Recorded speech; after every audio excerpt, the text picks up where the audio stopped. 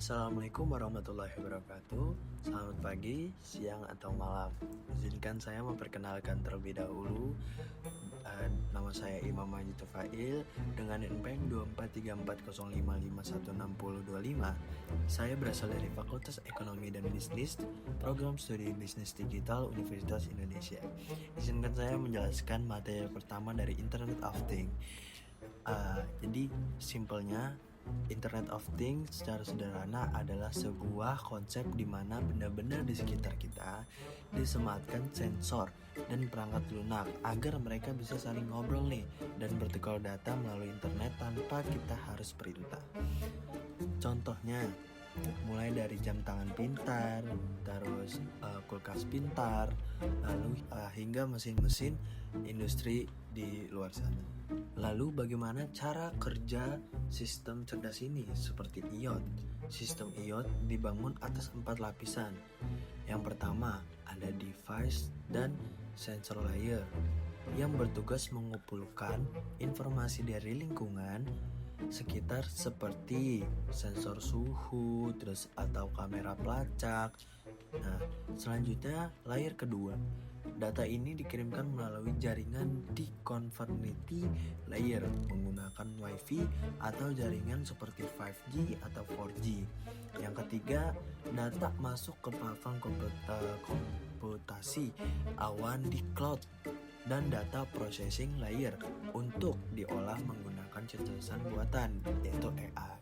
Yang terakhir, hasil dari olahan data tersebut ditampilkan kepada kita di application layer dalam bentuk aplikasi atau dashboard monitoring di ponsel pintar kita. Seperti itu.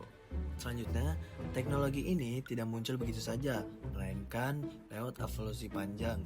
Fondasi dimulai tahun 1969 lewat proyek ARPANET. Uniknya nih, perangkat IoT pertama di dunia justru muncul pada tahun 1982, yaitu mesin penjual minuman Coca-Cola di Carnegie Mellon University yang bisa melaporkan suhu dan kesediaan stok secara otomatis ke jaringan komputernya.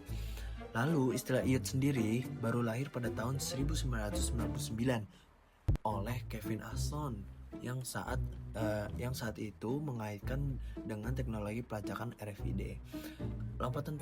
Lompatan besar terjadi di antara era 2010-an ke atas semenjak hadirnya protokol IPv6 yang menyediakan alamat internet tanpa batas lagi miliaran perangkat.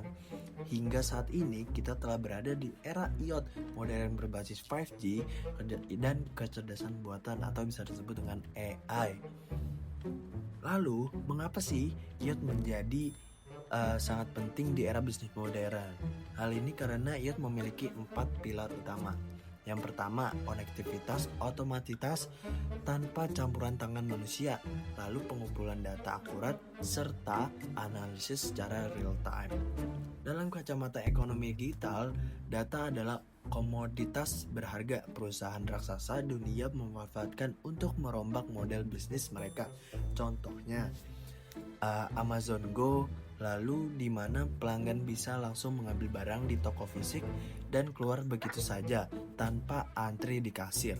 Sebab sensor IoT telah mencatat dan melakukan transaksi otomatis pada aplikasi. Begitu juga Tesla yang terus meningkat kemampuan sistem kemudinya berdasarkan data perilaku berkendara yang dikirimkan oleh sensor-sensor kendaraan penggunanya. Meski membawa segudang manfaat, implementasi IoT tidak luput dari tantangan besar.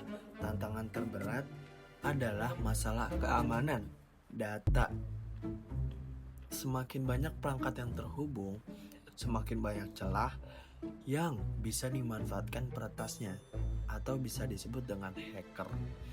Seperti kasus Mirror.net yang merusak jaringan berskala besar.